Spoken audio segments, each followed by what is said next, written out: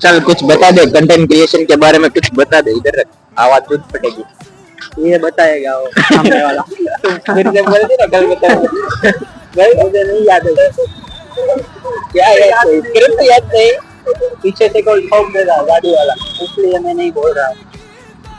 क्या बोल रहे हैं? यहाँ पास से ही गाड़ी गुजरती है। तो गाइस मैं ऐसा बोलना चाहता हूँ कि जो सोच रहे हैं कंटेंट क्रिएशन के बारे में, वो स्टार्ट करो और अपने को एक्सप्लोर करो, अपने में कुछ चेंजेस लाने की ट्राई करो। तो यहाँ पब्लिक में वीडियो बना हूँ, अब देखो ये इतनी सारी ट्रैफिक, सभी स्कूल बस वाले जा रहे हैं, मुझे देख के हंस रहे हैं। ये देखो guys, hey guys, hello hello, excuse me, come come come, कुछ बता दे, कुछ बता दे कंटेंट क्रिएशन के बारे में, कुछ बता दे। शर्मा गया गाइस, देखो शर्मा गया। शर्म के मारे लाल लाल हो गया।